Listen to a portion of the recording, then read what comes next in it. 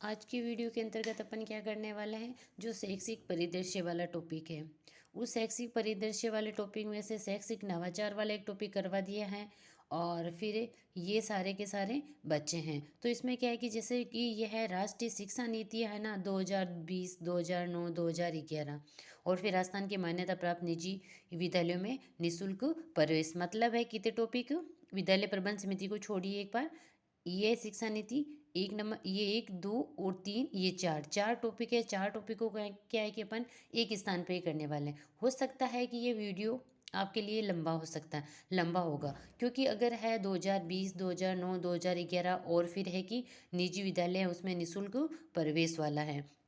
तो उसमें यह है कि चार टॉपिक है। चार टॉपिक को क्या है कि जैसे 20-20 मिनट के करवाते हैं अपन, तो ये देखो 20-20 40-40 60 या 87 मिनट हो जाते हैं। लेकिन अपन क्या करेंगे कि इसको इन चारों टॉपिक को क्या है कि 1 घंटे के अंतर्गत क्लियर करने की कोशिश करेंगे, जिसमें कि अपना सारा मैटर आ जाए उसके अंतर्गत। और उसमें से जैसे कि क्वेश्चन आने वाले उसे वो कोई क्वेश्चन उसमें छूटे नहीं। मैं इस पर आपको क्या है कि थ्योरी करवाने वाली हूँ, थ्योरी भी करवाने वाली हूँ कि जैसे इनमें कौन सी धाराएं हैं, किस धारा में क्या बात कही गई है, उससे संबंधित क्या है कि सारे के सारे यहाँ करवा दूंगी। तो पहले अपन क्या लेंगे, 2000 निःशुल्क एवं अनिवार्य बाल शिक्षा का अधिकार अधिनियम 2009 प्रावधान एवं क्रियान्विति, इस है टॉपिक को अपन क्या है कि यहाँ लेने वाले हैं। तो इसके अंतर्गत अपन इसमें क्या है कि इससे संबंधित जो भी मैटर है वो मैटर, और जो ही जितनी धाराएं हैं और उन धारा के अंतर्गत क्या क्या बात कही गई है उसके बारे में अपन विस्तार से चर्चा करेंगे। तो देखो ये है इसके अंतर्गत अपना मैटर, ये रहने वाला है इसके अंदर 2009 निःशुल्क। इससे पहले कि मैं थोड़ी सी क्या है कि इससे पहले जो साधारण बात होती है उससे पहले थोड़ा सा बेस से संबंधित कुछ चर्चा करना चाहती हूँ। ये तो है अपना निश्चित टॉपिक है। इस टॉपिक से पहले है उसमें से अपन को कौन कौन से क्वेश्चन पूछे जा सकते हैं, जो कि आमतौर पर क्या है कि कोचिंग वाले या यूट्यूबर वाले क्या है कि करवाते नहीं हैं, लेकिन उनमें से भी क्या है कि क्वेश्चन पूछ लिए जाते हैं। तो ऐसे है कि जैसे कि ये अधिकार है, अधिनियम है, कब शुरू हुआ था, कहाँ सबसे पहले इसको शुरू किया गया था, और किन के लिए पहले क्या कि लड़के या लड़कियां दोनों के लिए शुरू था, या किस स्थान से राजस्थान में कब शुरू हुआ, भारत के अंतर्गत कब शुरू हुआ, कौन सी धारा थी, वो सारे के सारे अपन क्या किया पढ़ेंगे। ये पढ़ने से पहले है कि मैं 5 मिनट इससे जो पहले भूमिका माननी चाहती हूँ, जिसमें क्या है कि इससे संबंधित कुछ महत्वपूर्ण बातें हैं जो क्या है कि आपसे पूछी जा सकती हैं। जैसे कि ये है कि जो बड़ोदरा के महाराज थे उन्होंने क्या है कि सन 1906 में संपूर्ण बड़ोदरा साम्राज्य है ना उसमें क्या है कि लड़कों के लिए निःशुल्क एवं अनिवार्य शिक्षा लागू की गई थी। तो यह जो अनिवार्य और निःशुल्क शिक्षा है वो सर्वप्रथम कहाँ लागू की गई थी, जो है 1906 के अंतर्गत की गई थी। और कहाँ की गई थी, बड़ोदरा के महाराज है उसने क्या सम्राट, उनने सिर्फ लड़कों के लिए की थी। किन के लिए की थी, स्वरूप क्या है कि ये लड़कों के लिए शुरू की गई। कहाँ शुरू की गई थी, तो देखो इसमें अपन क्या है कि 1906 के अंतर्गत शुरू की गई। 1906 में कहाँ शुरू की गई थी ये, बड़ौदा के अंतर्गत। और किसकों के लिए की गई, केवल लड़कों के लिए ये शुरू की गई थी।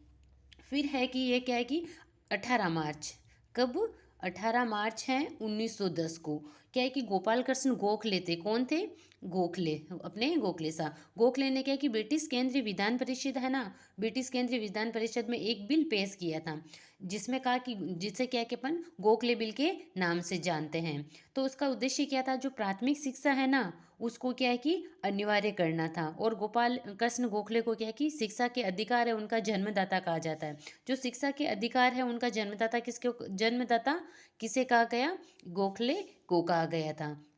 उन्होंने कब बिल पास किया था, 18 मार्च 1910 को, क्या है कि ब्रिटिश जो है विधान परिषद है, केंद्रीय विधान परिषद, उसमें क्या है कि बिल पास किया। उस बिल को अपने क्या है कि गोखले बिल के नाम से भी जानते हैं। उसका उद्देश्य था प्राथमिक शिक्षा को अनिवार्य करना था, जिससे इस बिल को क्या है कि ब्रिटिश सरकार है उसके द्वारा क्या कर दिया गया था, खारिज कर दिया गया। फिर है क्या है कि फिर 1917 के अंतर्गत, कब, 1917 के अंतर्गत इसमें था विठल भाई पटेल, विठल भाई पटेल। पटेल ने क्या कि मुंबई प्रांत के अंतर्गत, कौन सा प्रांत था, मुंबई प्रांत, मुंबई प्रांत के लिए क्या है कि प्राथमिक शिक्षा को अनिवार्य करने हेतु क्या है कि ब्रिटिश जो केंद्रीय परिषद थी, ब्रिटिश केंद्रीय परिषद के अंतर्गत क्या है कि विधान परिषद में एक बिल पेश किया था, जिसे अंग्रेजों ने ये बिल पारित कर दिया और उसे क्या है कि पटेल एक्ट भी कहा गया। कब जो है गोखले ने किया था उसको तो क्या है खारिज कर दिया गया। फिर 1917 में विठल भाई पटेल ने जो बिल पेश किया तो उसको क्या है कि ब्रिटिश सरकार ने पेश कर दिया, जिसे क्या है कि कौन से बिल के नाम से ये जाना गया, उसको बिल है उसको पटेल एक्ट के नाम से भी जाना गया। फिर है क्या 1937 के अंतर्गत, क्या 1937 के अंतर्गत कौन है, गांधी जी। 1937 के अंतर्गत गांधी जी ने क्या है कि वर्धा में सम्मेलन में एक बुनियादी शिक्षा, मतलब कौन सी शिक्षा, बुनियादी शिक्षा, बुनियादी शिक्षा, मूल शिक्षा का संप्रत्यय दिया था। फिर है बुनियादी शिक्षा के लिए क्या एक समिति का गठन किया गया। तो बुनियादी शिक्षा है उसके लिए क्या एक समिति का गठन किया गया। तो उस समिति का गठन किया गया जिसके अध्यक्ष किसको बनाया गया था, जिसको अध्यक्ष बनाया गया जाकिर हुसैन को, जिसका अध्यक्ष अपन किसको बनाया गया, जाकिर हुसैन को क्या है कि उसका अध्यक्ष बनाया गया। फिर है कि बनाया गया और उन्होंने इस जो शिक्षा का जो जाकिर हुसैन है उसको नाम क्या दिया था, एक इस जो बुनियादी शिक्षा को उसको नाम दिया गया था नई तालीम नाम दिया गया। इसमें क्या है कि 7 वर्ष की शिक्षा सभी बच्चों के लिए क्या है कि अनिवार्य होने की बात कही गई थी कि यानी 7 वर्ष की शिक्षा है सभी बच्चों के लिए क्या है अनिवार्य होने की बात कही गई थी इसके अंतर्गत। तो इसमें अंतर्गत कही गई। फिर है कि इसमें जो है गांधी जी ने जो बुनियादी शिक्षा का अधिकार है वो दिया था 1937 के अंतर्गत। कहाँ दिया था, वर्धा के अंतर्गत, जिसके अध्यक्ष समिति बनाई है किसके अंतर्गत, वो समिति के अध्यक्ष कौन थे, जाकिर हुसैन थे। उसमें कहा कि 7 वर्ष तक के सभी बच्चों को अनिवार्य शिक्षा से संबंधित बात कही गई। फिर है कि इस बुनियादी शिक्षा है, बुनियादी शिक्षा में क्या है कि निम्नलिखित बिंदु बताए गए थे कि 7 वर्ष की शिक्षा होनी चाहिए और शिक्षा किस में होनी चाहिए, शिक्षा है वो मातृभाषा में होनी चाहिए और जो है कि शिक्षा किस पर आधारित होनी चाहिए, हस्तशिल्प पर आधारित। एक तो है 7 वर्ष की शिक्षा है, 7 वर्ष की शिक्षा, एक तो बात कही गई 7 वर्ष की शिक्षा, दूसरी की गई कि वो किस में होनी चाहिए, मातृभाषा में होनी चाहिए, और तीसरी है कि वो हस्तशिल्प होनी चाहिए, किस पे आधारित होनी चाहिए, हस्तशिल्प आधारित होनी चाहिए। जब भारतीय संविधान लागू हुआ ना तब ये शिक्षा क्या है कि जो भारतीय संविधान लागू हुआ तब जो शिक्षा है किस हुआ था उस वक्त किस समय ये विषय किसका था, तो ये क्या है कि राज्य सूची का विषय था। कब, जब संविधान लागू हुआ तब ये राज्य सूची का विषय था। इसलिए क्या है कि शिक्षा को लागू करने की जिम्मेदारी क्या है कि राज्यों को दी गई थी उस समय। फिर क्या है कि अनुच्छेद 45 था ना, अनुच्छेद 45 में ये स्पष्ट उल्लेखित किया गया है कि जो राज्य इस संविधान है उसको लागू होने के 10 वर्ष तक, संविधान जो लागू होगा उसके 10 वर्ष तक क्या है कि अवधि में सभी बच्चों के लिए, जब तक के लिए ये क्या है कि 14 वर्ष की आयु प्राप्त नहीं कर लेते, कब तक, 14 वर्ष की आयु क्या है कि प्राप्त नहीं कर लेते तब तक क्या है कि निःशुल्क एवं अनिवार्य शिक्षा उपलब्ध करवाने का प्रयास करेगा। लेकिन फिर है कि 42वां संविधान संशोधन हुआ था। 42वां संविधान संशोधन कब हुआ था, 1976 के अंतर्गत। तो इसमें क्या है कि जो ये राज्य सूची का विषय था वो किसके अंतर्गत चला गया, समवर्ती सूची के अंतर्गत चला गया था। कौन सी सूची में चला गया, समवर्ती सूची के अंतर्गत चला गया। फिर है कि 1990 के अंतर्गत, 90 में क्या है कि थाईलैंड के अंतर्गत, थाईलैंड में क्या है कि सभी के लिए शिक्षा हेतु एक क्या कि सम्मेलन आयोजित किया गया था, सभी के लिए शिक्षा हेतु सम्मेलन आयोजित किया गया 1990 के अंतर्गत, थाईलैंड के अंतर्गत किया गया था। फिर है कि सन 1992 के अंतर्गत, 92 में क्या है कि यूएनओ है, यूएनओ के द्वारा क्या है कि बच्चों के शिक्षा के अधिकार से संबंधित क्या है कि एक बाल अधिकार, बाल अधिकार चार्टर दिया गया था। बाल अधिकार क्या है कि चार्टर दिया गया। इसके अंतर्गत कहा कि 18 वर्ष से कम आयु के बालकों के लिए, किसके लिए, 18 वर्ष से जो कम आयु के बालक हैं उनके लिए क्या है कि शिक्षा को अनिवार्य करने की बात कही गई थी। फिर है कि भारत इस प्रकार बाल अधिकार जो चार्टर है उस पर हस्ताक्षर करने वाली, ये बाल अधिकार चार्टर बना था ना उस पर भारत ने हस्ताक्षर करने वाला कौन सा देश बना था, 135वां देश बना था भारत। किस पर, इस पर क्या है कि हस्ताक्षर करने वाला कौन सा देश बना, 135वां देश बना था ये। फिर है कि उन्नी कृष्णन है, उन्नी कृष्णन बेनाम आंध्र प्रदेश सरकार है, उसने क्या है कि 1993 के अंतर्गत केस में शिक्षा को क्या है कि मौलिक अधिकार बनाने की मांग रखी थी। फिर इसलिए क्या है कि वास्तविक रूप से जो आरटीई है उसके वास्तविक जनक, आरटीई है उसके वास्तविक जनक किसको माना गया है? उन्नी कृष्णन को माना गया है आरटीई के वास्तविक जनक। फिर है कि अपने क्या है कि 86वां संविधान संशोधन हुआ था 2002 के अंतर्गत। उसमें क्या है कि 3 संशोधन किए गए थे। एक तो किया गया था मूल अधिकारों के अंतर्गत। किसमें किया गया था? मूल अधिकारों के अंतर्गत संशोधन किया गया था। उसमें क्या क्या जोड़ा गया था? अनुच्छेद 21 के जोड़ा गया, जिसमें क्या था कि शिक्षा का अधिकार है वो क्या है कि शिक्षा का अधिकार से संबंधित जोड़ा गया 6 से 14 वर्ष तक के बच्चों के लिए, 6 से 14 वर्षों के बच्चों के लिए। जो गांधी जी ने है जो बात कही थी वो कौन से थी? 7 से 14 वर्ष तक के बच्चों के लिए बुनियादी शिक्षा के अंतर्गत। लेकिन ये 86वां संविधान संशोधन हुआ से 6 से 14 वर्ष तक के बच्चों के लिए क्या है कि शिक्षा की व्यवस्था की गई। फिर है कि नीति निर्देशक है उसके अंतर्गत संशोधन किया गया था। नीति निर्देशक के अंतर्गत उसमें क्या है कि अनुच्छेद 45 है उसको क्या है कि हटाया गया शिक्षा से संबंधित। और उसमें क्या है कि 0 से 6 वर्ष के बच्चों के लिए देखभाल एवं जो है ना पालन पोषण करना उसके स्वास्थ्य की जिम्मेदारी किसको दे दी गई?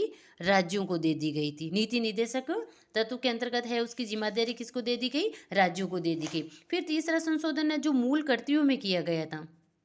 मूल कर्तव्यों में मूल कर्तव्य 51 अनुच्छेद 51 के अंतर्गत क्या है कि जो 11वां मूल कर्तव्य जोड़ा गया। उसमें कहा गया है जो क्या है 6 से 14 वर्ष तक के हैं बच्चों हैं उनको विद्यालय भेजने का दायित्व किसका होगा? माता पिता का होगा। तो इस प्रकार है कि जो ये है 86वां संविधान संशोधन 2002 हुआ तो उसके अंतर्गत क्या है कि मूल अधिकार, नीति निर्देशक तत्व और मूल कर्तव्यों के अंतर्गत ये 3 बातें जोड़ी गई हैं। फिर ये इसी में है अब आगे अपन क्या है कि इससे संबंधित क्या है कि अपन पढ़ रहे हैं जो निःशुल्क एवं अनिवार्य शिक्षा का अधिकार है।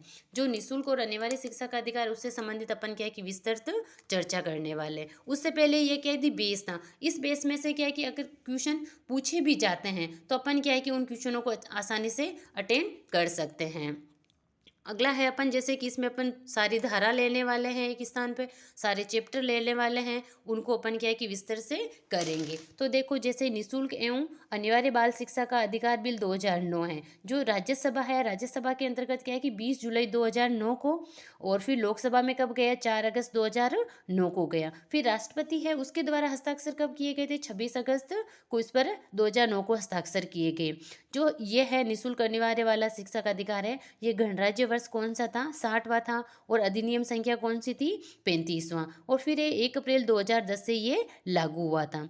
जो निःशुल्क एवं अनिवार्य बाल शिक्षा का अधिकार 2009 है तो इसके अंतर्गत अध्याय कितने हैं? अध्याय तो हैं 7 और 38 धाराएं हैं। और इसके अंतर्गत क्या है कि एक अनुसूची है। एक क्या इसके अंतर्गत अनुसूची रखी गई है। फिर है कि राजस्थान में 29 मार्च 2011 को, और ये लागू कब हुआ? राजस्थान के अंतर्गत 1 अप्रैल 2011 को लागू हुआ था। देश के अंतर्गत तो ये 1 अप्रैल 2010 से लागू हो गया, लेकिन राजस्थान है, राजस्थान में 1 साल बाद में लागू हुआ था, 2011 के अंतर्गत हुआ। तो इसमें देखो क्या है कि 7 अध्याय है जैसे और 38 धाराएं हैं। तो 7 अध्याय उसमें से पहला अध्याय है प्रारंभिक। उसमें क्या है कि धारा कौन सी? 1 से और 2 धारा है। दूसरा अध्याय है वो क्या है कि निःशुल्क और अनिवार्य शिक्षा का अधिकार से संबंधित है और इसमें धारा कौन सी? 3, 4 और 5 नंबर की धारा है। फिर तीसरा अध्याय है समुची सरकार, स्थानीय प्राधिकारी और माता पिता के कर्तव्य। इसमें कितने?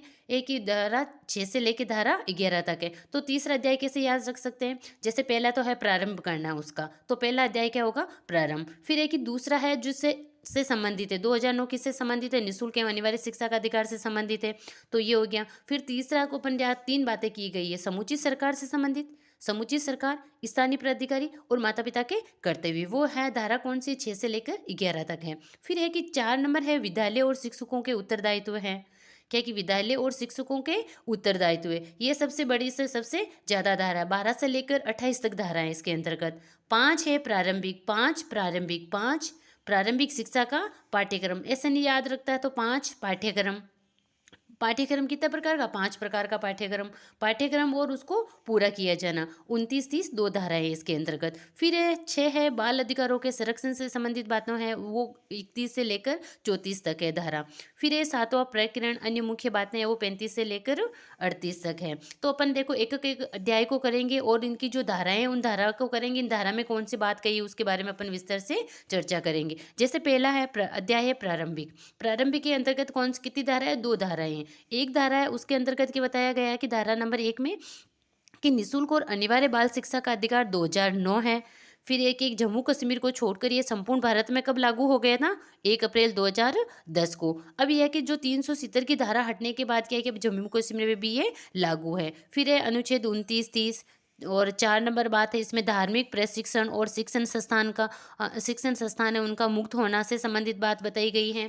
तो इस प्रकार ये क्या है कि जैसे कि के 7 अध्याय हैं, एक स्थान पर आप अध्याय लिख लीजिए, फिर उनके साथ में उसकी धारा लिख लीजिए। तो क्या है कि पहले आप याद कीजिए कि उनके 7 अध्याय याद करके 7 अध्याय में आप देख सकते हो कि इसमें कितनी धारा है, इसमें कितनी धारा है, इसमें कितनी धारा है। फिर है कि ये याद होने के बाद में क्या है कि आप ये देखोगे कि जो प्रथम है प्रारंभिक, उसमें क्या है कि 2 धाराएँ हैं। एक तो निःशुल्क अनिवार्य शिक्षा से संबंधित धारा है, दूसरी है कि ये कहाँ-कहाँ लागू हुई थी उससे संबंधित हैं। फिर अगला देखते हैं अपन।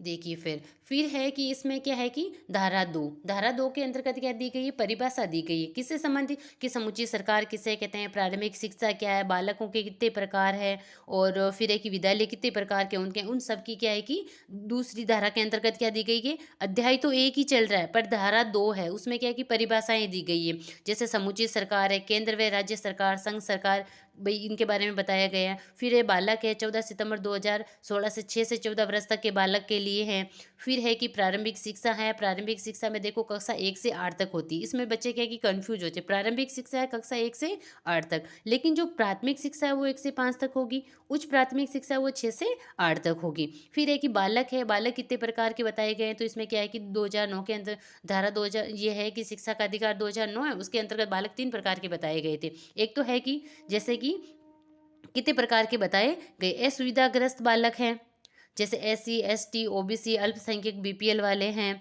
फिर है कि दुर्बल वर्ग हैं, जैसे आर्थिक दृष्टि से दुर्बल वर्ग, जिनमें क्या है कि राजस्थान में जो 2.5 लाख रुपए कमाता है साल की, वो क्या आएगा? दुर्बल वर्ग के अंतर्गत आएगा। फिर है निःशक्तग्रस्त बालक है, जैसे दिव्यांगजन अधिकार जो है, ये पूछा जाता है ज़्यादा था कि दिव्यांगजन अधिकार अधिनियम कब लागू हुआ था? 2021।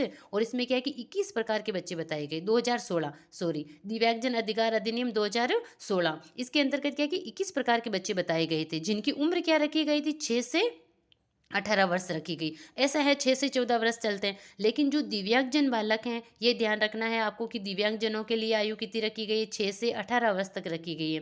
और आमतौर पर बालक की आयु कितनी है? 6 से 14 वर्ष तक। दिव्यांगों के लिए कितनी है? 6 से 18 वर्ष है। फिर है कि राष्ट्रीय बाल अधिकार संरक्षण आयोग का जो गठन है वो कब किया गया था? 2005 के अंतर्गत किया गया था। फिर संरक्षक और माता पिता है उनके बारे में। फिर है कि विद्यालय है कक्षा 1 से 8 तक। जो विद्यालय है उनको क्या है कि 4 भागों में बांटा गया है। जैसे प्राइवेट विद्यालय हैं, सरकारी हैं, अनुदानित विद्यालय हैं, विशेष खास विद्यालय जैसे आरटीस, इनको इन विद्यालयों को खास विद्यालय उनको क्या है कि मुक्त रखा गया है। तो इसमें जो विशेष और खास विद्यालय होते हैं उनमें कौन कौन से विद्यालय आते हैं? जैसे RMS सैनिक स्कूल आते हैं, नवोदय विद्यालय आते हैं, केंद्रीय विद्यालय आते हैं इसके अंतर्गत। फिर अगलापन देखते हैं कि जैसे कि ये तो हुई अपने क्या है कि अध्याय 1 प्रारंभिक वाला, और उसमें क्या है कि धारा 1 और 2 कंप्लीट हुई। धारा 1 के अंतर्गत है कि उसमें क्या है कि निःशुल्क अनिवार्य शिक्षा से संबंधित बताया गया है। धारा 2 है तो धारा 2 के अंतर्गत क्या है कि परिभाषा दी गई है।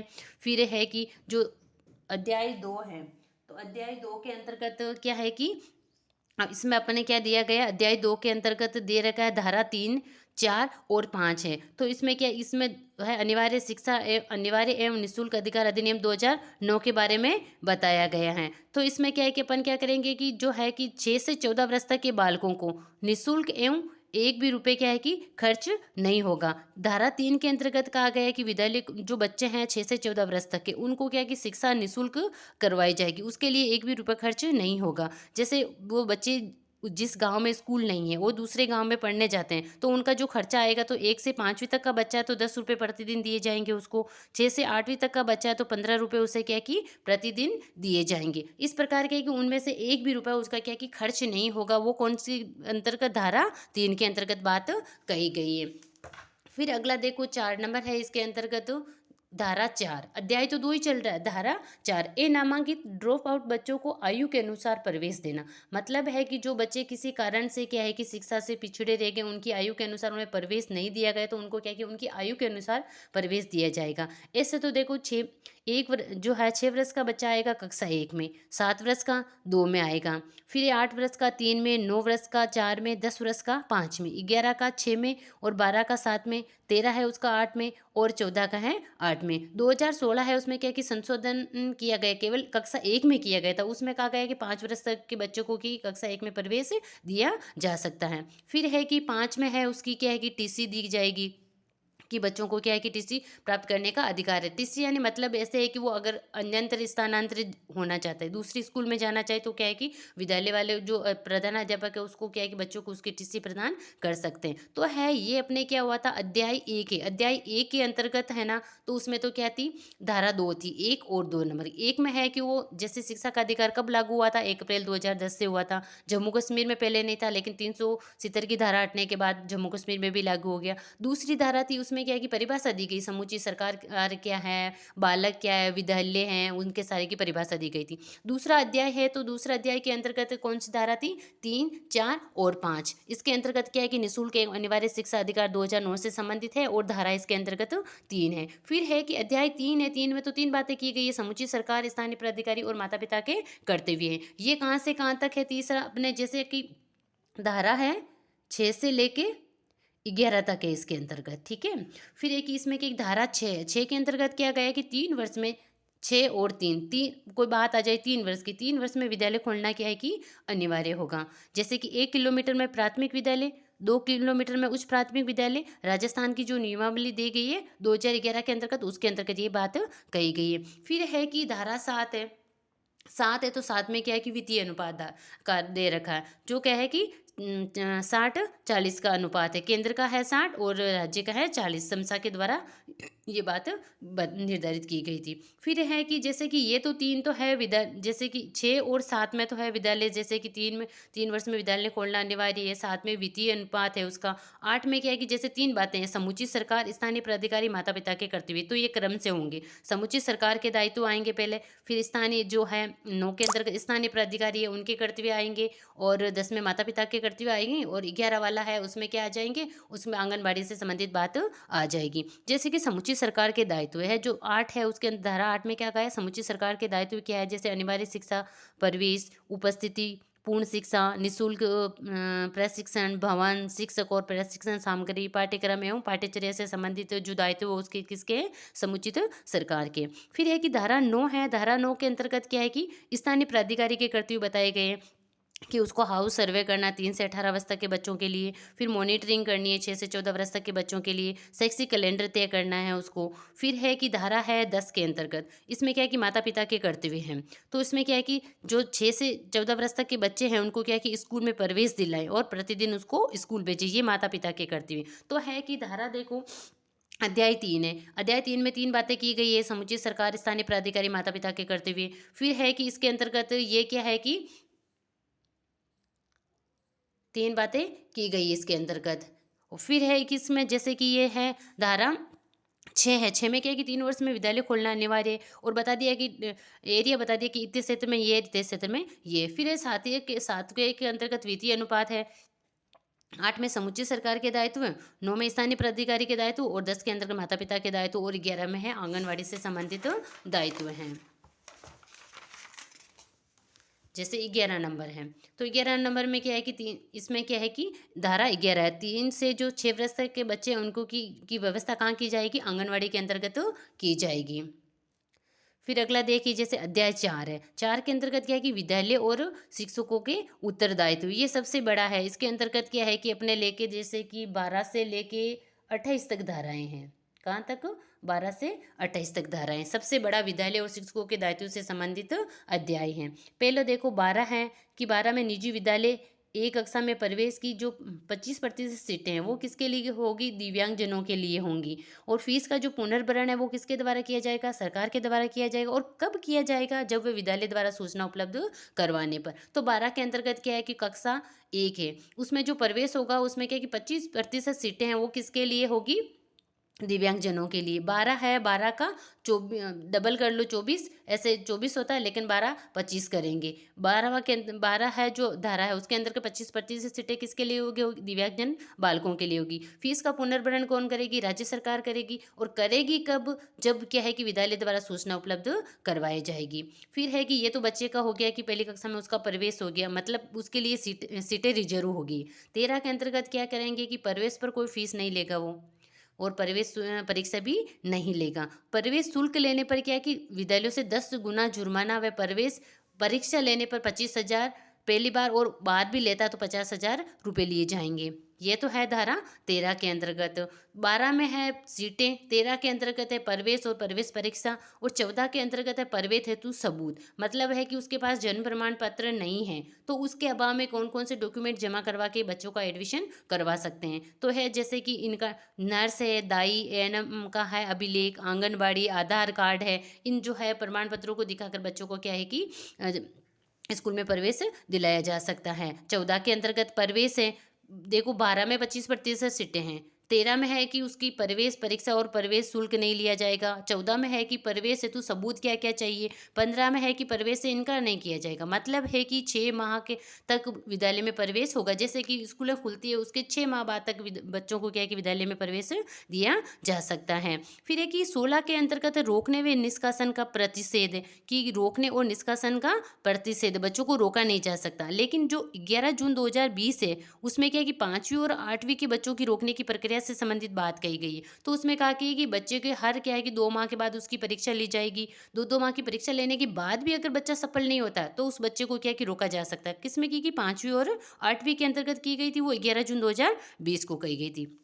फिर है 17 के अंतर्गत खतरा है, तो जैसे शारीरिक, मानसिक एवं शाब्दिक प्रताड़ित नहीं किया जाए बच्चों को शारीरिक रूप से, मानसिक रूप से क्या है कि, और अब शब्द से संबंधित कोई बात उसके लिए शब्द प्रयोग नहीं किए जाएंगे 17 के अंतर्गत। 18 है तो उसमें बताया गया है कि बिना अनुमति के विद्यालय नहीं खोल सकते।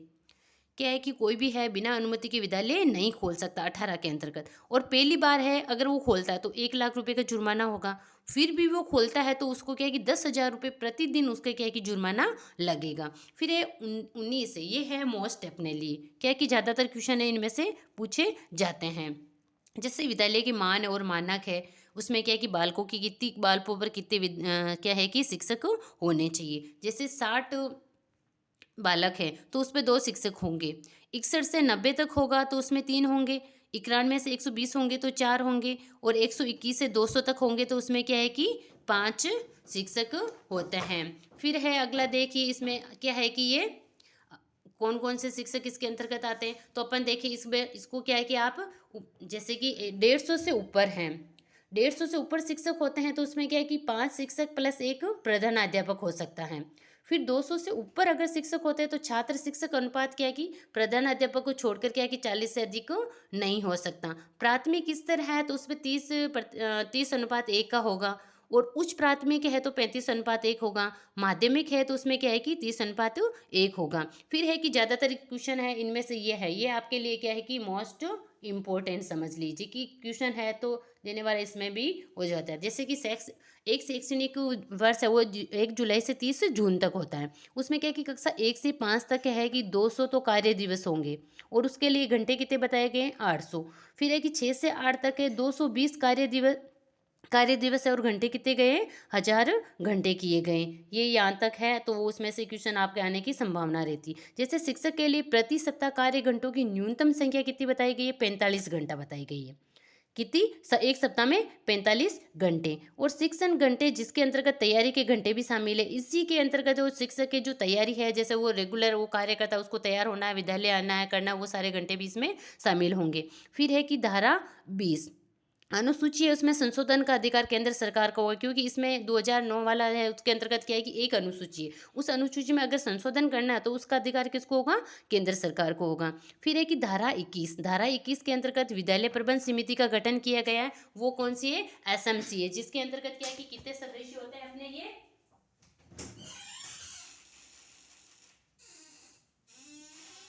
इसके अंतर्गत अपने क्या है कि विद्यालय प्रबंध समिति का गठन किया गया है। इस विद्यालय प्रबंध समिति है उसमें क्या है कि 3/4 सदस्य अभिभावकों के होंगे, मतलब 75%, और 50% क्या है कि इसमें महिला सदस्य होनी चाहिए। फिर इसमें सदस्य संख्या है 16, विद्यालय प्रबंध समिति के समय इसमें सदस्य संख्या कितनी थी, 16 है। फिर है कि धारा 22 है, इसमें क्या है कि विद्यालय विकास योजना तैयार करना, वो जो विद्यालय की विकास योजना है वो तैयार की जाए। 21 के अंतर्गत समिति का गठन किया जाएगा और 22 के अंतर्गत विद्यालय योजना की विकास योजना तैयार की जाएगी। 23 है शिक्षक नियुक्ति और न्यूनतम योग्यता, तो आप 23 में याद रख सकते हो रिट, यह है रिट, वो अपनी पात्रता है, वो योग्यता है, वो रिट आप याद रख सकते हो। 23 के अंतर्गत होगी रिट। फिर है कि 24 है, 24 के अंतर्गत शिक्षक कर्तव्य और शिकायतों को दूर करना, इसके अंतर्गत क्या होंगे, शिक्षकों के कर्तव्य होंगे और शिकायतों को दूर करने से संबंधित बातें होंगी। फिर है 25 है, इसमें छात्र शिक्षक अनुपात होगा। फिर है कि शिक्षकों की जैसे 26 है, 26 के अंतर्गत क्या है कि शिक्षकों की रिक्तियों को भरना क्या है कि 10% से ज़्यादा सीटें रिक्त ना हो। 26 के अंतर्गत शिक्षक से संबंधित है कि जो स्कूल में है कितने शिक्षक के पद रिक्त हो सकते हैं, वो 10% से ज़्यादा रिक्त नहीं होने चाहिए। फिर है कि जैसे धारा 27, इसके अंतर्गत क्या है कि शिक्षकों को जो गैर शैक्षिक कार्य उसमें नियुक्त नहीं किया जाएगा। उनमें से भी 3 बातें बताई गई, जैसे कि 10 वर्षीय जनगणना में लगाया जा सकता है, आपदा राहत कार्य में लगाया जा सकता है, चुनाव कार्य में लगाया जा सकता है। इन तीनों के अलावा क्या है कि किसी में उसको क्या कि नहीं लगाया जा सकता। तो इस प्रकार है कि ये अपना जैसे अध्याय 4 नंबर का है वो सबसे बड़ा था, वो अपने पूरा हो गया। फिर है कि 5 में है 5 पाठ्यक्रम, 5 क्या है, पाठ्यक्रम, पाठ्यक्रम से संबंधित बात है। जैसे एक इसमें बच गई 18 है, 28 के अंतर्गत क्या बताया गया है, ये है 4 के वाले में ही है 28, शिक्षक द्वारा प्राइवेट ट्यूशन पर रोक लगाएगी, कि शिक्षक है वो प्राइवेट ट्यूशन नहीं करवाएगा। तो उसमें भी आयु भी बताएगी, 6 से 14 वर्ष तक के बच्चों को क्या है कि वो प्राइवेट ट्यूशन नहीं कराएगा। फिर है कि अध्याय 5 है, 5 के अंतर्गत है पाठ्यक्रम और उसका पूरा किया जाना। तो देखो 29 है, 29 में क्या है कि पाठ्यक्रम और मूल्यांकन की प्रक्रिया दी गई है 29 के अंतर्गत। फिर धारा 30 है, तो इसमें क्या है कि बोर्ड परीक्षा नहीं होगी, 1 से 8 तक क्या है कि कोई बोर्ड परीक्षा नहीं होगी। जो है संस्था प्रदान है उसके द्वारा क्या है कि उसको वह के प्रमाण पत्र प्रदान किया जाएगा। फिर एक ही अध्याय 6 है, बालकों के जो अधिकार है उनके संरक्षण की बातें की गई हैं। तो 31 में देखो बालकों की शिक्षा अधिकारों की मॉनिटरिंग करना है, शिक्षा अधिकारों की मॉनिटरिंग करना। फिर 32 है उसमें स्थानीय प्राधिकारी है उसको शिकायत करना है। फिर 33 और 34 है वो क्या है कि राष्ट्रीय सलाहकार परिषद का गठन, और 34 में राज्य सलाहकार परिषद का गठन। इन दोनों में जो सदस्य संख्या वो कितनी होगी, 15 होगी। फिर एक ही 7वां है प्रकीर्ण, तो 7वां प्रकीर्ण है उसके अंतर्गत देखिए कितने हैं, धारा कितनी है, 35 से लेकर 38 तक है। फिर है केंद्र सरकार द्वारा, 35 में क्या कहा गया है, केंद्र सरकार द्वारा मार्गदर्शक सिद्धांत जारी करना। फिर है कि धारा 36 में क्या कहा गया है कि 13(2), 18(5), 19(5) कार्यवाही से पूर्ण किया कि सक्षम अधिकारी से बात करनी होगी। फिर है कि धारा 37 समुचित सरकार है, स्थानीय प्राधिकारी है, एसएमसी, बाल संरक्षण आयोग के किसी निर्णय के विरुद्ध न्यायालय में कहा है कि कोई वाद दायर नहीं की जा सकती। इन्होंने जो निर्णय लिया है उनके विरुद्ध क्या है कि न्यायालय में कोई वाद दायर नहीं की जा सकती। फिर है कि धारा 38 है, राज्य सरकार द्वारा क्या है कि नियमावली बनाना। धारा 38 के अंतर्गत राजस्थान नियमावली 2011 है, 1 अप्रैल 2011 को, फिर भारत में ये 2010 में 1 अप्रैल 2010 के अंतर्गत लागू हुई थी। इस प्रकार अपना क्या है कि जो निःशुल्क एवं अनिवार्य शिक्षा का अधिकार 2009 है वो क्या है कि एक अपनी क्या है कि कंप्लीट होती है यहाँ पे। इसमें क्या है कि 7 अध्याय और 38 धाराएं हैं। एक बार इसको आप क्या है कि 7 अध्याय और उनकी जैसे कि कौन से अध्याय में कौन सी धारा है, कौन से अध्याय में कौन सी धारा है, उसको क्या है कि एक बार आप लिख लीजिए। एक लिखोगे तो आपका आधा काम कंप्लीट हो जाएगा। उसके अंतर्गत आपको है कि पहला अध्याय कौन सा है, दूसरा कौन सा, तीसरा कौन सा, चौथा कौन सा, वैसे याद हो गया। फिर उसके सामने आप क्या लिख लो कि इसमें ये धारा इतनी में इतनी, ये धारा इतनी में ये धारा है। फिर है कि जैसे कि आपको याद है ऑप्शन आएगा तो आपको वैसे ही पता चल जाएगा कि जैसे 4 ऑप्शन आएँगे तो उसमें धारा में एक भी ये अध्याय, इसमें ये धारा थी, इसमें ये धारा थी, इसमें ये संबंधित बातें थी। तो आप उसको क्या है कि आराम से क्वेश्चन को हल कर सकते हो। अगला है अपना कौन-सा करेंगे, जैसे कि राजस्थान निःशुल्क एवं अनिवार्य बाल शिक्षा का अधिकार अधिनियम 2011 है। 2011 के बारे में अपन क्या है कि विस्तार से चर्चा करेंगे।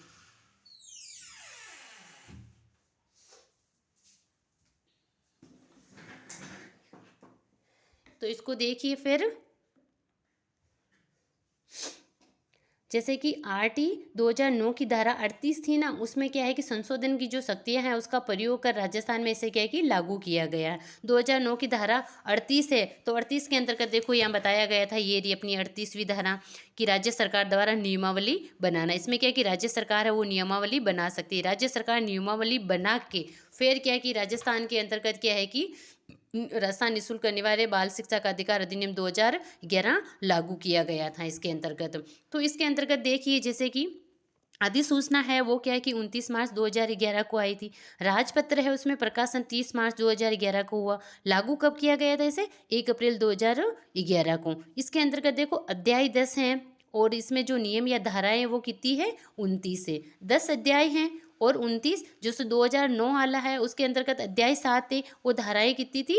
38 थी, एक अनुसूची थी। इसमें देखो अध्याय 1 है, तो अध्याय 1 के अंतर्गत क्या है कि प्रारंभिक भूमिका, उसमें भी वही था, प्रारंभिक ही था। इसमें प्रारंभिक भूमिका, उसमें 2 धाराएं थी, इसमें भी 2 धाराएं हैं। जैसे कि धारा 1 है, धारा 1 में बताया गया जैसे संक्षिप्त नाम, प्रसार और प्रारंभ बताया गया है। धारा 2 उसमें भी परिभाषा थी, इसमें भी परिभाषा है, जैसे निर्देशक, जिला शिक्षा अधिकारी, प्रबंधन समिति, प्राथमिक विद्यालय, उच्च प्राथमिक विद्यालय, इनसे संबंधित परिभाषा दी गई है। फिर है कि अध्याय 2 है, इसमें प्रबंधन समिति के बारे में बताया गया। जो प्रबंधन समिति है उसके बारे में बताया गया। उसमें जो दूसरा वाला अध्याय था उसमें अनिवार्य निःशुल्क शिक्षा अधिकार से संबंधित बातें बताई गई थी। इसमें प्रबंधन समिति के संबंध में बातें की गई। इसमें धारा 3, 4 और 5 है। उसमें भी धारा 3, 4, 5 थी। इसमें भी अध्याय में 2, यही 3 धारा है, उसमें भी 3 ही धारा थी। पहली धारा 3 नंबर देखो, विद्यालय प्रबंध समिति की संरचना और करती, कि विद्यालय जो प्रबंध समिति होगी उसमें सदस्य कितने होंगे, उनके कार्य क्या होंगे, उसके बारे में बताया गया है। फिर है कि जो विद्यालय प्रबंध समिति है, इस समिति की जो कार्यकारिणी समिति है ना, उसके बारे में बताया गया है। पहली विद्यालय प्रबंध समिति है। विद्यालय प्रबंध समिति की 2 समितियां होती है, उसमें से क्या है कि जो कार्यकारिणी समिति है उसके बारे में बताया गया है। फिर धारा 5 है, तो उसमें क्या है कि विद्यालय विकास योजना बनाना, 3 वर्षीय योजना और 3 उपयोजनाएं बनाने संबंधित बातें बताई गई हैं। फिर है कि अध्याय 3, इसमें धारा 6 है। 6 के अंतर्गत कहा कि छात्रों के लिए विशेष प्रशिक्षण या ब्रिज कोर्स, जो ब्रिज कोर्स है उसका प्रारंभ। 6 अध्याय 3 धारा 6 है, इसके अंतर्गत 3 और 6 छात्रों के लिए विशेष जो प्रशिक्षण या ब्रिज कोर्स है उसका प्रबंधन करना है। फिर है कि अध्याय है 4 नंबर का, इसमें है धारा 7 से लेके 9 तक है। 7, जो धारा 7 है उसमें ये बताया गया कि जो आसपास का क्षेत्र या सीमाएं हैं जहाँ विद्यालय स्थापित किया जाना है उसके बारे में बताया गया। जहाँ आसपास का क्षेत्र है, जहाँ विद्यालय है, क्या है कि सीमाएं बताई गई जहाँ उसके एक विद्यालय स्थापित किया जाना है। ये किसके अंतर्गत बताया गया? धारा 7 के अंतर्गत बताया गया। अध्याय कौन सा चल रहा है अपने? अध्याय 4 चल रहा है। फिर अगला देखिए धारा 8 के अंतर्गत, राज्य सरकार व स्थानीय प्राधिकारी है ना, उसके क्या है कि दायित्व बताए गए। 8 के अंतर्गत राज्य सरकार और स्थानीय प्राधिकारी के दायित्व बताए गए। उसमें ही अपने देखो धारा 8 थी, उसमें क्या है कि समुचित सरकार के दायित्व बताए गए थे। इसमें राज्य सरकार और स्थानीय प्राधिकारी के दायित्व बताए गए हैं। फिर है कि इसमें जो 8 है, स्थानीय प्राधिकारी द्वारा बालकों के अभिलेखों को रखा जाना। जैसे देखते 2009 वाली धारा में अपन 9 के अंतर्गत का क्या पढ़ा था? स्थानीय प्राधिकारी है उसकी जो कर्तव्य है उसके बारे में बताया गया था। तो इसी में देखो स्थानीय प्राधिकारी है द्वारा बालकों के जो अभिलेख हैं उसको क्या कि रखा जाना बताया गया है। किसके अंतर्गत? धारा 9 के अंतर्गत। तो अब अध्याय है अपना 5 वाला, उसमें 5 में अपन ने क्या पढ़ा था? पाठ्यक्रम और उसको पूरा किया जाना पड़ा था। और इसमें क्या है कि 2 ही धाराएं थी, उसमें तो 29, 30 2 धारा थी। फिर यह है कि दुर्बल बच्चे व विद्यालय मान्यता, इसमें किससे संबंधित बातें हैं? 5वें के अंतर्गत दुर्बल बच्चे और विद्यालय मान्यता। धारा देखो 5वां अध्याय है, 10 से 15 तक है। 5, 10, 15, तो 10 से 15 तक इसमें धाराएं हैं। देखो धारा 10 है, 10 में क्या है कि दुर्बल वर्ग के बच्चों की 25% सीटों पर प्रवेश। देखो इसमें तो 10 वाली है धारा, उसके अंतर्गत 25% सीटों पर प्रवेश कहा गया। उसमें किस में कहा गया था? उसमें कहा 12वीं है जो 12वीं जो धारा थी उसके अंतर्गत क्या है कि 25% सीटों पर प्रवेश बताया गया। फिर है कि राज्य सरकार द्वारा प्रति बालक व्यय की प्रतिपूर्ति 12 के अंतर्गत ही बताया गया था कि राज्य सरकार द्वारा उसका क्या है कि प्रतिपूर्ति करेगा, लेकिन इसमें 11 में कर दिया गया। फिर है कि धारा 12 आयु प्रमाणिकता संबंधी दस्तावेज विकल्प हैं। यहाँ क्या है कि आयु प्रमाणिकता संबंधी जो विकल्प है वो कौन कौन से उसके बारे में बताया गया 12 के अंतर्गत। फिर 13 है, 13 में क्या है कि प्रवेश के लिए विस्तृत अवधि क्या बताई गई 6 माह तक। मतलब उसमें एक तो देखो 15 के अंतर्गत इस सारी उसमें धारा में बताया गया था, लेकिन इसके अंतर्गत क्या है कि जो धारा 13 है कि 6 माह तक विद्यालय जब खुला था उससे 6 माह के बाद तक उसका प्रवेश लिया जा सकता है। धारा 14 है विद्यालय की मान्यता संबंधी प्रावधान है। 15 है मान्यता वापसी संबंधी प्रावधान। देखो 14 में तो विद्यालय को मान्यता दी जाएगी उसके संबंध में प्रावधान, फिर क्या वो सही नहीं काम करता तो उसको वापस हटाने से संबंधित प्रावधान 14 और 15। तो इसमें दुर्बल वर्ग के जो बच्चों की जो बातें हैं वो 4 बातें। और विद्यालय की मान्यता है तो मान्यता देखो पहले में मान्यता देंगे, दूसरे में मान्यता हटाएंगे, तो ये 15 तक हो जाए।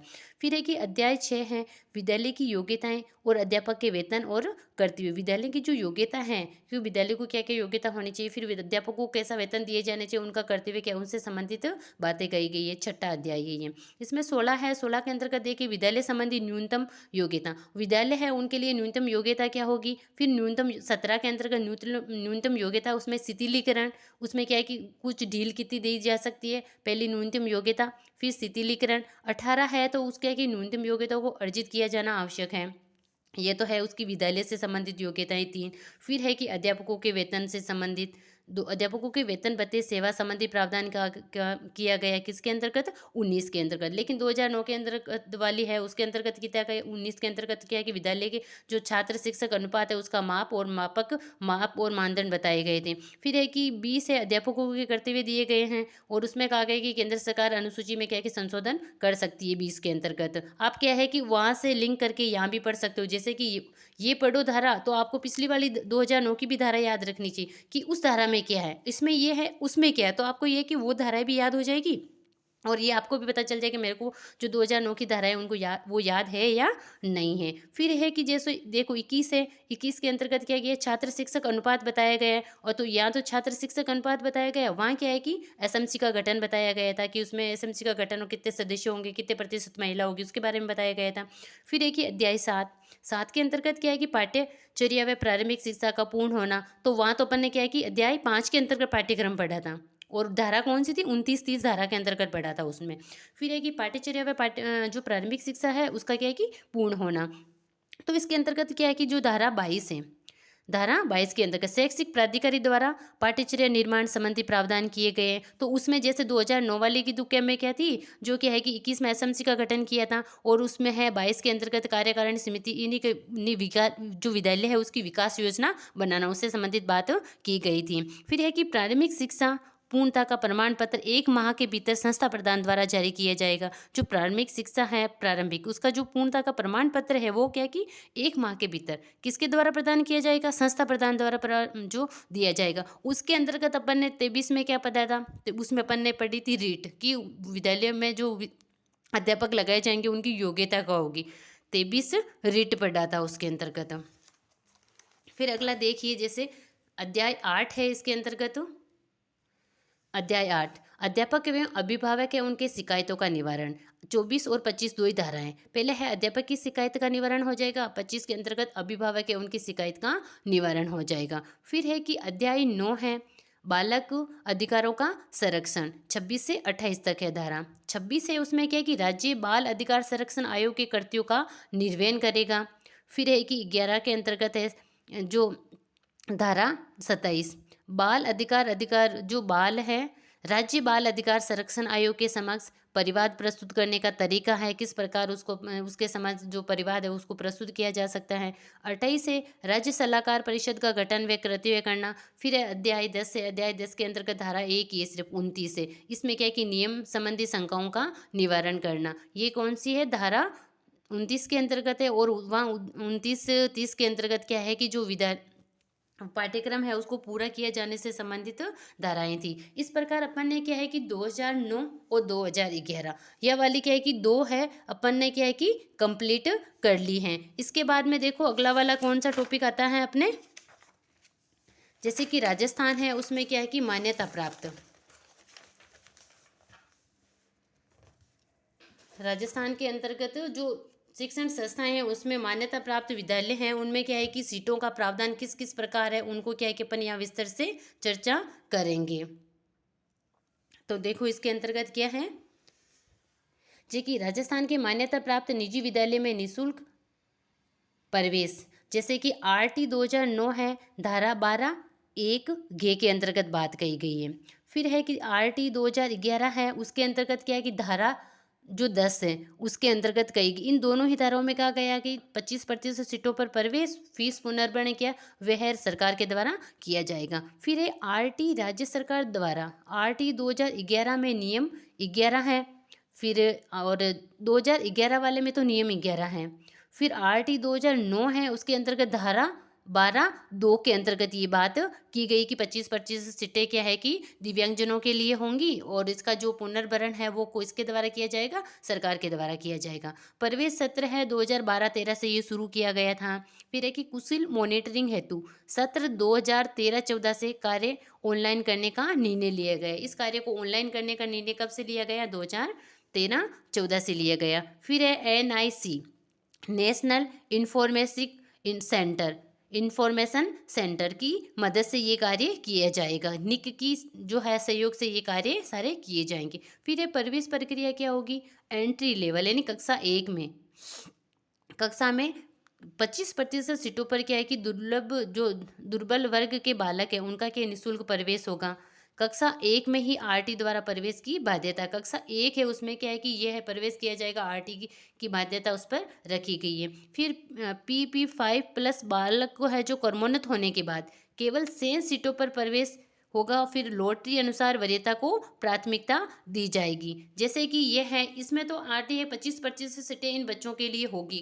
कौन सी कक्षा के अंतर्गत, कक्षा 1 के अंतर्गत। कक्षा 1 के बाद है तो उसमें क्या कि क्रमोन्नत होने के बाद ये बच्चे हैं ना जो आ रहे हैं, पहले से आ रहे हैं, वो अगर क्रमोन्नत हो जाएं उसके बाद जो 100 सीटें बचेगी उसी पर प्रवेश दिया जाएगा। उसमें बाध्यता ये नहीं होगी कि 25 सीटें उसमें क्या कि होनी चाहिए। और जो है कि जो प्राथमिकता है उसमें फिर बच्चे ज़्यादा होगी तो उसमें क्या है कि लॉटरी का सिस्टम बना दिया गया है, जिससे लॉटरी के माध्यम से बच्चों का चयन किया जाएगा। जिसका लॉटरी में नंबर आया उस बच्चे को ही उसमें क्या है कि प्रवेश दिया जाएगा। लेकिन लॉटरी सिस्टम है कक्षा 1 में शुरू नहीं है।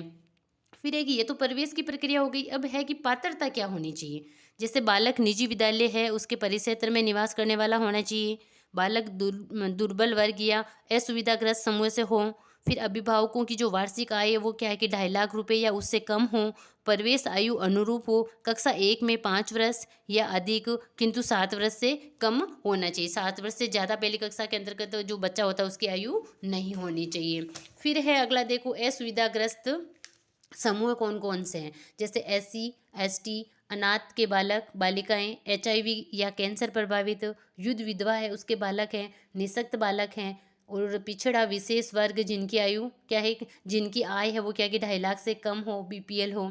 फिर है कि आवश्यक दस्तावेज कौन कौन से चाहिए इसके लिए, जैसे जन्म प्रमाण पत्र उपलब्ध नहीं होने पर क्या है कि अस्पताल नर्स का रजिस्टर, आंगनबाड़ी अभिलेख, आधार कार्ड ये हो सकते हैं। फिर है कि निवास प्रमाण पत्र के लिए क्या होगा, अभिभावक है ना www.raj.psp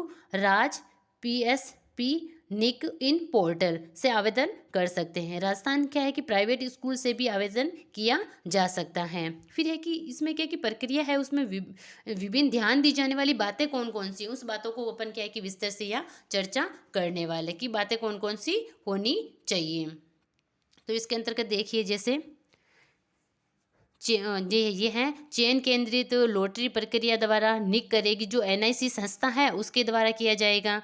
ये प्रवेश हेतु केवल वरीयता सूची होगी और प्रवेश क्या है कि रोस्टर प्रक्रिया से होगा। फिर है कि RTE परिवेदनाओं का निस्तारण CBEO या जिला शिक्षा अधिकारी कार्यालयों पर गठित 3 सदस्यीय कमेटी द्वारा किया जाएगा। 3 सदस्यीय समिति है बनाई जाएगी, उसके द्वारा किया जाएगा। उसमें 3 सदस्य कौन कौन से होंगे, एक होंगे जिला शिक्षा अधिकारी, और अगला होगा अतिरिक्त जिला शिक्षा अधिकारी, फिर RTE प्रभारी होगा। यदि किसी विद्यालय में एंट्री कक्षा में एक भी नॉन RTE प्रवेश नहीं होता है तो क्या है कि उस विद्यालय में RTE प्रवेश नहीं लिया जा सकता है। फिर है कि जो जिला शिक्षा अधिकारी सत्यापन दलों का भी गठन करेगी। जो जिला शिक्षा अधिकारी है वो क्या है कि सत्यापन दलों का भी गठन कर सकती हैं। तो इस प्रकार है कि अपने जैसे है कि ये 3 हो गए, क्योंकि इसके बाद में अगर मैं लूँ तो जैसे कि 2009 वाला शिक्षा नीति है और उसके जो 2020 वाली शिक्षा नीति और 2020 से संबंधित शिक्षा नीति से जो क्वेश्चन बन रहे हैं, उन क्वेश्चनों को क्या है कि अपन विस्तार से कर लेंगे, लेकिन उसको इसमें ऐड करते हैं तो ये क्या है कि वीडियो थोड़ा-सा क्या है कि लंबा हो जाएगा। तो है कि चलो अपन क्या है कि मिलेंगे अगले वीडियो के अंतर्गत, तब तक आप क्या कीजिए कि इनको है क्या है कि जैसे ये 3 पढ़ा रखे हैं, 2011 है, 2009 है और फिर एक ही विद्यालय में जो मान्यता प्राप्त विद्यालय है उसमें निःशुल्क प्रवेश किस प्रकार दिलाया जाता है, उनके बारे में क्या है कि एक बार से क्या है कि अच्छे से इसको पढ़ लीजिए, कौन सी धारा में क्या बात की रहेगी। एक बार तो किसी को याद नहीं होता है, क्योंकि उसको बार-बार रिवाइज करना पड़ता है। बार-बार रिवाइज करने के बाद में क्या है कि आपको ये अच्छे से याद हो जाएगी। फिर तो आप तो क्या है कि उनको दोनों जैसे 2009 2011 उसको क्या है कि आप कंपैरिजन भी कर सकते हो कि इस बात में उसमें धारा 11 में ये बात कही गई है, इसकी धारा 11 में ये बात की गई, क्योंकि उसमें तो जैसे कि 2009 उसमें तो क्या है कि 38 धाराएँ हैं, लेकिन जो 2011 वाला अधिनियम है उसके अंतर्गत क्या है कि 29 धारा है। तो आप 29 धाराओं का क्या है कि कंपैरिजन कर सकते हो कि इसकी 29वीं धारा में ये है, उसकी 29वीं धारा में ये है। आप कंपैरिजन करके याद करोगे तो आपको क्या है कि याद करने में आसानी होगी और उसको आप याद भी कर सकते हो। अगर ये वीडियो है आपको जो यूज़फुल लगा है, तो इसको क्या है कि अधिक से अधिक बच्चों तक आप क्या है कि शेयर कर सकते हो और इसको आप क्या है कि लाइक और सब्सक्राइब कर सकते हो, जिससे क्या है कि जितने भी अलग ज़्यादा विद्यार्थी देखें, उससे भी कहीं मेरे को भी एक मोटिवेशन मिलता है कि वाक़ई मैंने जो है नोट्स बनाए हैं और जो मेरे नोट्स हैं वो क्या है कि यूज़फुल लग रहे हैं बच्चों को, और ऐसे जैसे नहीं लगते हैं, जैसे कि व्यू कम आते हैं, देखने वाले बच्चे कम देखते हैं, तो इसमें ऐसा लगता है कि हो सकता है कि जो मैंने बनाया है, जो नोट्स लिखे हैं उन नोट्स में क्या है कि कुछ कमी रह गई है। तो आप क्या है सकता है कि इसमें अगर कुछ सुधार करना है तो आप उसके लिए मेरे है जी कि जो मैसेज करके आप उसमें ये मेरी राय भी दे सकते हो कि इसमें ये सुधार करना है। तो ठीक है, मिलते हैं अपन फिर अगले वीडियो के अंतर्गत।